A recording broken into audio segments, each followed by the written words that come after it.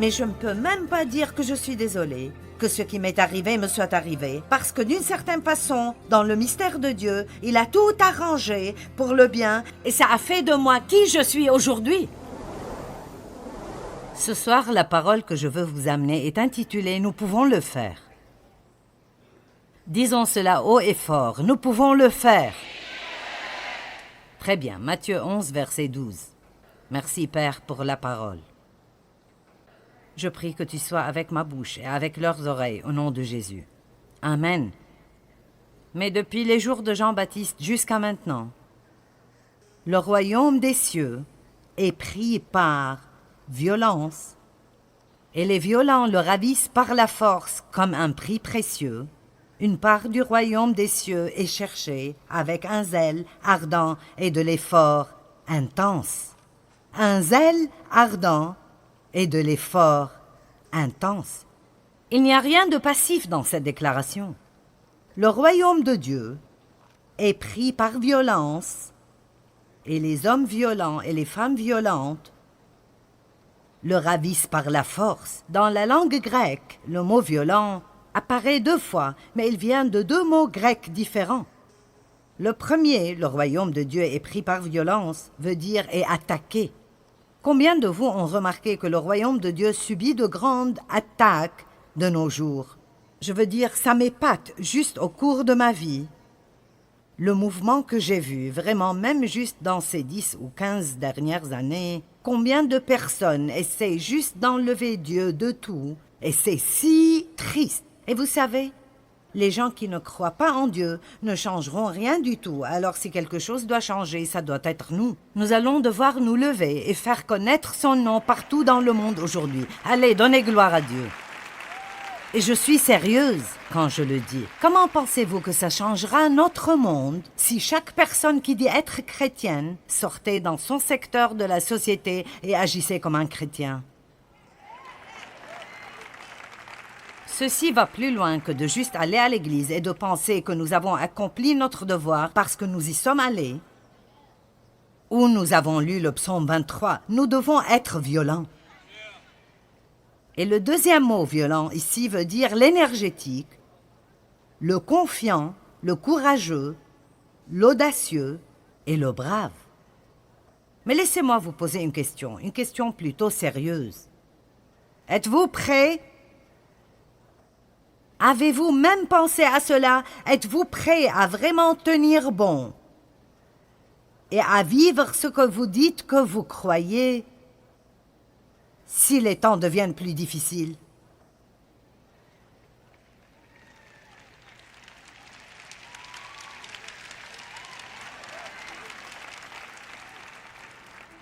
Et je sens que Dieu est en train de chuchoter dans mon cœur. Tu dois commencer à préparer les gens. Ce ne sont pas de mauvaises nouvelles et des nouvelles menaçantes. Ce n'est pas « Oh, nous devons tous errer et avoir peur ». Nous n'avons pas besoin d'avoir peur de quoi que ce soit. Parce que la pire chose qui pourrait arriver, ce qui n'est vraiment pas si mal que ça, est que vous mourrez. Et si je lis ma Bible correctement, vivre c'est Christ et mourir un gain. Alors, nous n'avons pas besoin d'avoir peur de mourir. La peur de la mort paralyse les gens, mais la vérité est que la mort n'est pas une mauvaise chose. Ce qui est mauvais est si vous ne mourrez pas en Christ. Mais si vous mourrez en Christ et vous vous accrochez, confiant en lui, jusqu'à ce que vous expiriez, vous êtes dans la victoire où il n'y a plus de peine et plus de tristesse et plus de larmes et plus de pleurs. Nous nous accrochons trop aux choses de cette terre et nous ne pensons pas assez à l'éternité. J'ai eu cette sensation en moi pendant peut-être 6 semaines et je continue de l'avoir partout où je vais. C'est que les croyants des premiers temps, la chose qui leur a donné tant de courage était qu'ils avaient cette espérance de l'éternité et cette espérance de vivre à jamais. Combien dure l'éternité? Elle est longue et je veux m'assurer que je suis au bon endroit. Amen. C'est bon d'être béni avec des choses, mais nous ne devons pas trop nous attacher à nos choses. Vous savez, le ciel est décrit comme un endroit absolument merveilleux. Des portes faites de perles et toutes sortes de pierres magnifiques, où que vous regardiez, et des rues faites d'or pur et miroitant, et c'est simplement merveilleux. Un homme est mort et il était un homme assez riche. Et il voulait prendre certaines choses au ciel. Et il lui a été dit qu'il ne pouvait pas faire cela. Alors il a dit « Oh, c'est important pour moi. Pourrais-tu voir si tu peux m'obtenir une permission spéciale ?» Alors, quelqu'un est allé parler aux autorités et a dit « Cet homme veut amener certaines choses avec lui. Pourrait-il obtenir une permission spéciale pour amener quelques trucs avec lui ?» Alors il a obtenu la permission d'amener une seule valise. Et alors, quand il est arrivé là-bas, Saint-Pierre l'a rencontré et a dit « Tu ne peux rien amener ici. » Il a dit « J'ai une permission spéciale. » Il a dit « Laisse-moi m'assurer. » Alors Saint-Pierre est parti 1 minute, puis est revenu et a dit « Tu as raison, tu peux amener une valise, mais je dois voir ce qui est dedans avant que tu n'entres. » Alors il l'a ouverte et elle était pleine de lingots d'or. Et Saint-Pierre l'a regardée et a dit « Pourquoi voudrais-tu amener de quoi paver ?»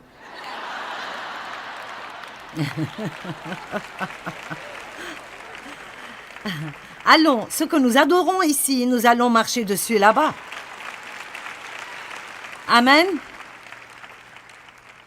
Je pense que nous allons avoir besoin d'être courageux et vous devez être prêts à prendre position si vous êtes les seuls que vous connaissez qui sont prêts à prendre position. Nous devrons peut-être être prêts à perdre des amis ou bien être prêts à perdre votre travail parce que vous refusez de compromettre votre intégrité et vos normes morales pour garder ce travail. Allez. Et je suppose que je veux juste penser, sommes-nous prêts? Sommes-nous préparés? Et je pense que ceux de nous qui sont appelés à enseigner dans le corps de Christ doivent s'assurer que nous prêchons un message encourageant et édifiant et merveilleux qui remplit les gens d'espérance. Mon nouveau livre qui sort le printemps se rapporte à l'espérance. Continuez à espérer, j'aime beaucoup l'espérance. Je crois que nous devons tous avoir l'espérance, mais je ne veux pas que vous ne soyez pas préparés. Je veux savoir si vous n'êtes pas seulement préparés à aller au ciel, mais si vous êtes prêts à tenir ferme et à vraiment prendre position pour Christ et à ne pas seulement dire « levez-vous pour Christ ». Mais sommes-nous prêts à le faire dans la société où ça comptera vraiment? Amen. C'est bien que vous soyez semi-enthousiasmés, mais je veux plus d'enthousiasme. Je ne sais pas pour vous, mais j'ai vécu trop d'années de ma vie dans la peur. La peur de ce que les gens pensent, de ce qu'ils diraient, de ce qu'ils feraient, de s'ils m'abandonneraient, me rejetteraient, de si je ne suis pas invité à la fête, de si personne ne déjeune avec moi. Et vous savez quoi? Je refuse de vivre dans la peur plus longtemps. Parce que vous savez ce que j'ai découvert? S'il n'y a que moi et Jésus, je peux le faire. Et vous aussi.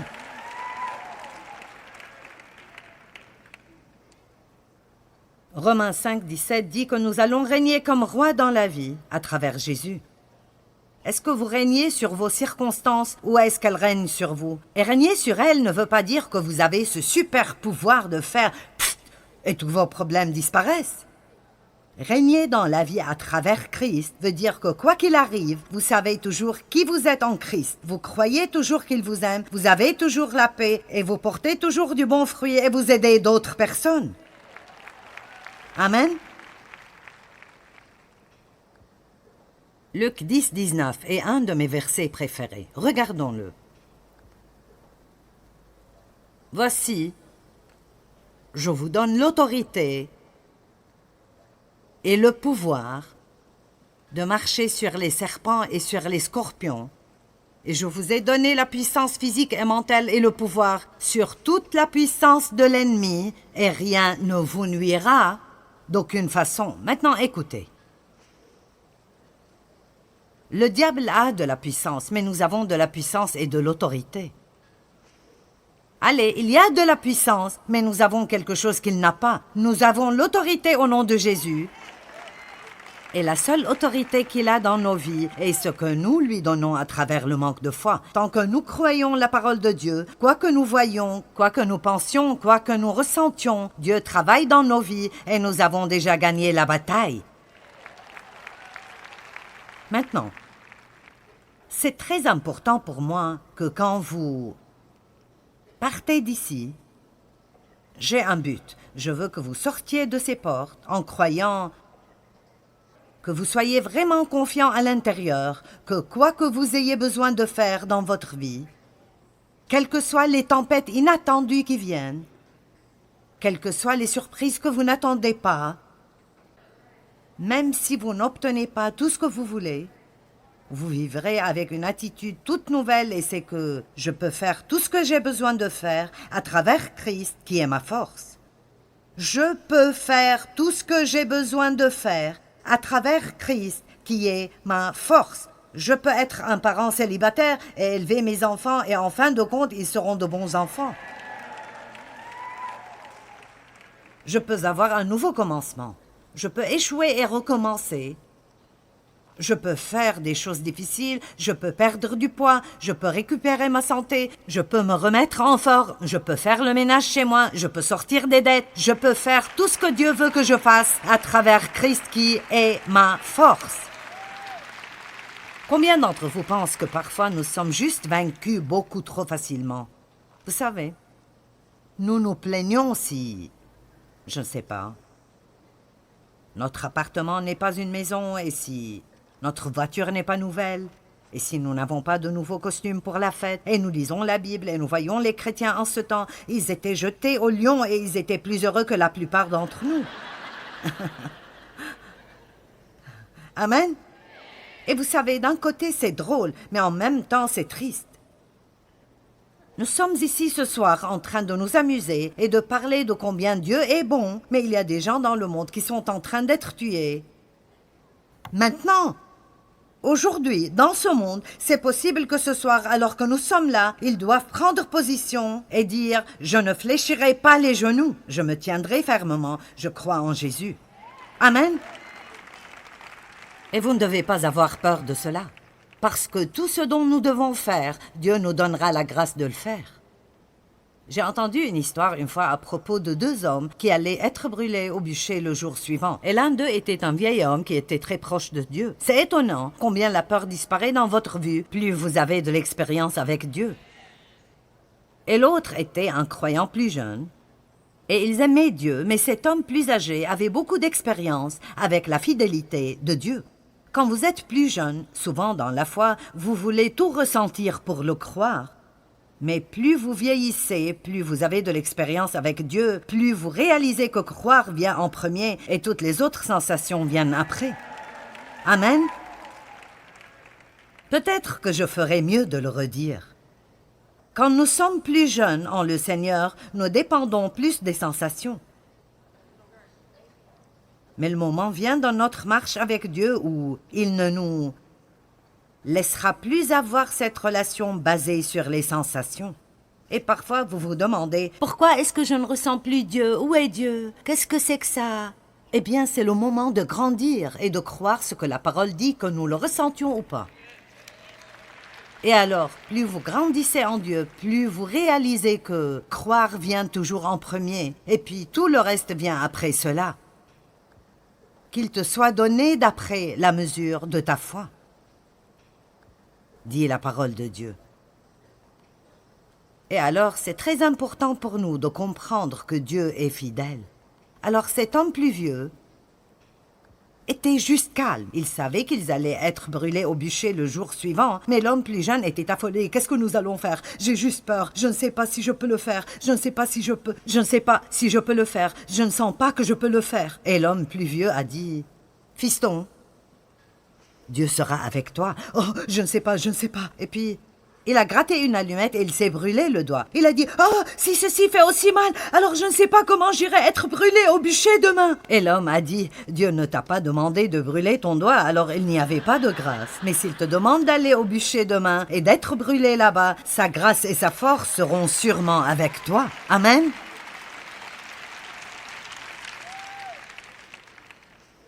Ne vivons pas dans la peur. La Bible dit que dans les derniers jours, les cœurs des hommes succomberont à la peur. Mais prenons une décision. Je ne laisserai pas la peur être le facteur qui règne dans ma vie. Amen.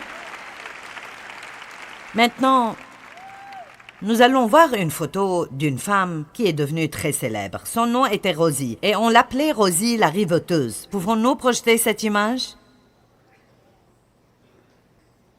Et je ne suis pas Rosie, mais ça vient. La voici. Maintenant. Vous savez, c'est une image emblématique. Tout le monde la reconnaît. Elle est de la Seconde Guerre mondiale. Et elle dit vraiment quelque chose sans rien dire. C'est comme « Oui, nous pouvons le faire ». Alors, j'ai commencé à m'entraîner quand j'avais à peu près 62 ou 63 ans. C'est un peu tard dans la vie pour commencer, mais j'ai fait faire cela et je l'ai mis sur le mur où je m'exerce.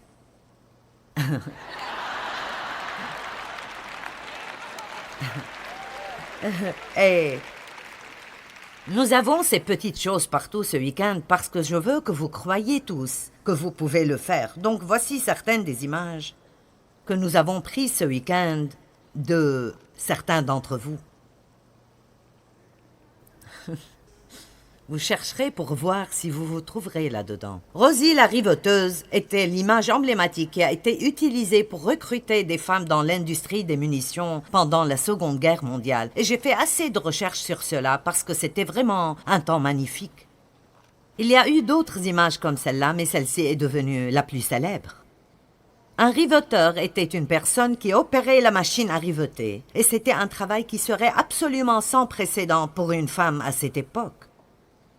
Au moment où la Deuxième Guerre mondiale est terminée, et je vous donnerai juste des chiffres ronds ici, nous avons produit près de 300 000 avions, 103 000 chars d'assaut et canons automoteurs, 372 000 pièces d'artillerie, 47 millions de tonnes de munitions pour l'artillerie, 87 000 bateaux de guerre, 44 millions de balles pour armes de petit calibre, des munitions. Time Magazine a appelé la production un miracle et elle ne serait pas arrivée sans les femmes. La plupart des hommes étaient au front et les femmes n'avaient pas d'autre choix que de se lever et de faire quelque chose qu'elles n'avaient jamais fait auparavant, quelque chose qu'elles ne savaient pas faire, quelque chose que personne ne pouvait croire qu'elles pouvaient le faire, mais ensemble, elles l'ont fait et c'est comme ça que cette affiche est apparue. Nous pouvons le faire. Amen.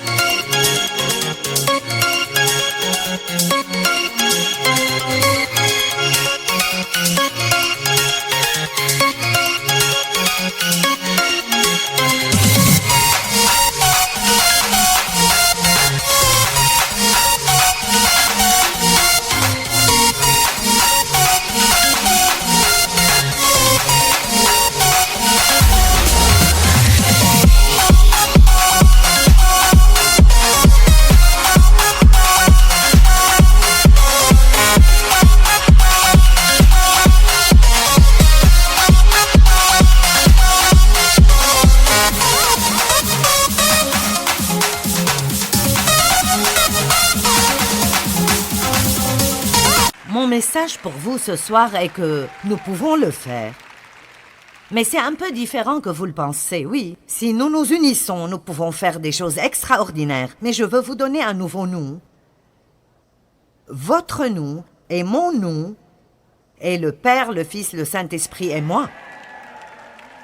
Tout le monde dit mon nous et le Père, le Fils, le Saint-Esprit et moi. Nous devons réaliser que nous avons toujours une équipe avec nous, Dieu le Père, Jésus le Fils, le Saint-Esprit et tous les anges dont la Bible nous dit qu'ils sont avec nous tout le temps pour nous protéger et nous éloigner du mal. Nous faisons partie d'un grand groupe. Et donc, nous n'avons pas besoin de vivre dans la peur. Il vous confiera à ses anges pour qu'ils vous protègent et vous défendent dans toutes vos manières d'obéissance et de service. Vous savez, ma mère vivait dans la peur de mon père. Si vous avez entendu mon histoire, vous savez que j'ai été abusée sexuellement par mon père et... Je veux dire, il était très méchant et il l'a maltraitée. Il l'a frappée régulièrement. Il a pratiquement détruit la vie de mon frère. Et...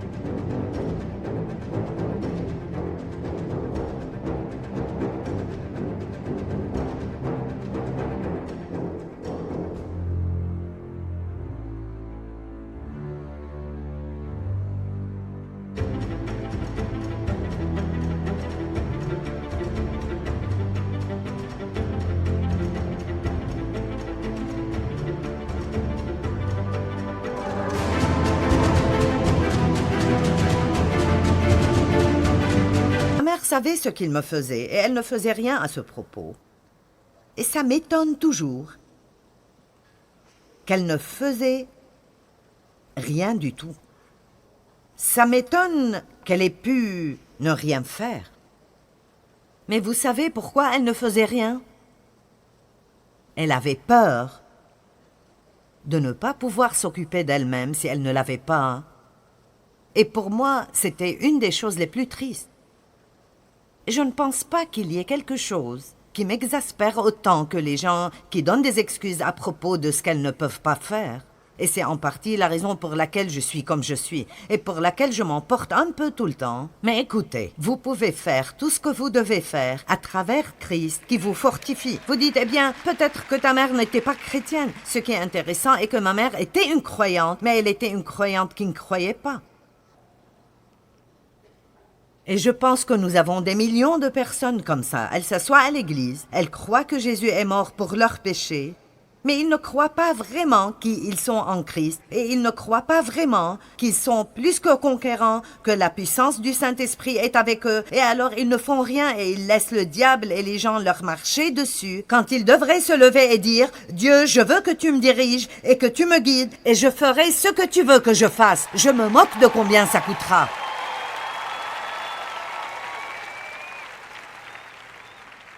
Ma mère a fini par avoir une maladie mentale à cause de la culpabilisation et de la peur. Et elle est allée au ciel avec Jésus l'année passée, mais elle a vraiment eu une vie misérable. Une vie terriblement misérable.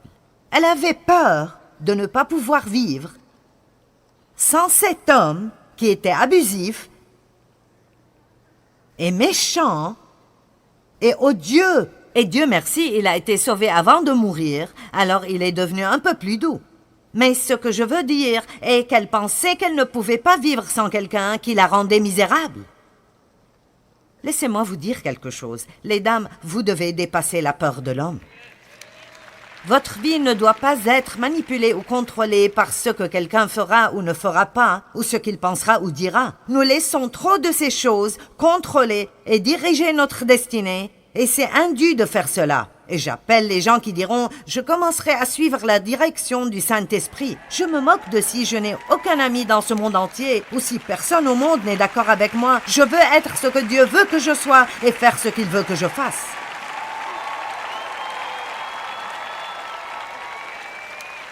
Il y a des gens qui auraient probablement aimé venir à cette conférence, mais ils ne sont pas venus à cause de ce que certains... J'essaie de trouver un mot qui ne serait pas grossier, mais je ne peux pas. Certains de leurs amis, plutôt gandés, difficiles et religieux, pourraient penser. Ils me regardaient en cachette à la télé, mais ils n'aimeraient pas être attrapés avec nous.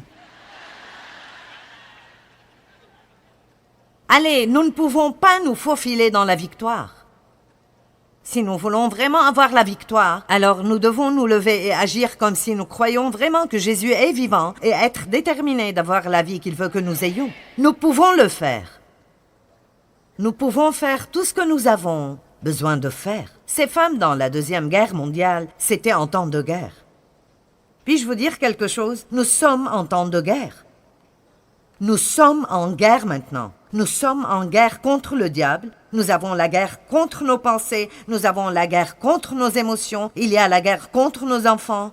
Il y a la guerre contre le concept et l'idée en entier de Dieu comme créateur. Partout où vous regardez, il y a la guerre contre tout ce qui est bon et moral et droit. Et une fois de plus, ce ne sont pas les non-croyants qui changeront la situation, ce doit être nous. La vérité est que chacun d'entre nous devrait sortir, chacun dans notre petite partie de la société, et d'être ce que nous déclarons être, et d'agir comme si nous croyons ce que nous disons que nous croyons. Je ne demande à personne d'aller faire une émeute, je vous demande juste de sortir et d'agir comme un chrétien. Nous n'avons pas à nous excuser pour le fait de croire en Dieu. Nous ne devons pas être odieux à ce propos et marcher au bureau chaque jour en priant, en marmonnant et en ayant une attitude religieuse et orgueilleuse, mais nous devons être audacieux dans notre foi. Amen. On est en guerre. Les armes de notre guerre ne sont pas charnelles, mais elles sont puissantes pour la destruction des forteresses. Nous sommes dans une guerre morale aujourd'hui. Laissez-moi vous poser une question. Où sont les Daniel, les Shadrach, les Meshach et les Abednego? Où sont les Esther et les Ruth et les gens comme ça? Où sont les Joseph qui iraient en prison plutôt que de compromettre leur moralité? Daniel qui est allé dans la fosse aux lions plutôt que de se prosterner devant un roi méchant. Shadrach, Meshach et Abednego qui sont allés dans la fournaise de feu et ils ne sentaient même pas comme de la fumée. Vous voyez, nous avons peur de passer par des choses, mais la vérité est que les choses par lesquelles nous passons nous rendent plus forts. C'est vrai, elles nous rendent plus forts. C'est pour cela que je ne peux plus dire « Oh, si seulement je n'avais pas subi l'abus de mon père ». Et ça paraît fou pour quelqu'un qui n'a peut-être pas encore eu cette expérience avec Dieu, mais quand j'ai commencé, si seulement je n'avais pas été abusée, eh bien, si j'avais juste eu de meilleurs parents, alors j'aurais pu faire quelque chose. Et j'ai finalement été fatiguée de faire cela, et j'ai regardé la parole de Dieu, et j'ai découvert que je pouvais avoir une bonne vie quand même. Mais même alors, pendant des années, c'était comme, eh bien, si seulement je n'avais pas subi d'abus. Vous savez, s'il n'y avait juste pas ce point difficile là dans ma vie. Et un jour, je disais à quelqu'un, si seulement je n'avais pas subi d'abus. Et c'était presque comme si je ne pouvais plus le dire. Ce n'était plus juste du tout. Et j'ai arrêté et j'ai pensé, tu sais quoi? Ça paraît fou, je sais, mais je ne peux même pas dire que je suis désolée, que ce qui m'est arrivé me soit arrivé, parce que d'une certaine façon, dans le mystère de Dieu, il a tout arrangé pour le bien, et ça a fait de moi qui je suis aujourd'hui. Dieu fait concourir toutes choses au bien. Cette chose n'était pas bonne, elle ne venait pas de Dieu, mais il l'a faite concourir avec les autres choses. Et maintenant, je dis ce que Satan a utilisé pour le mal, Dieu l'a utilisé pour le bien. Et je veux vous dire que la même chose est vraie dans vos vies. Ce que Satan vous a pris, il devra vous le rendre cette fois. La chose qu'il vous a faite, vous allez vous retourner et faire du bien à cause d'elle. Amen. Nous pouvons le faire.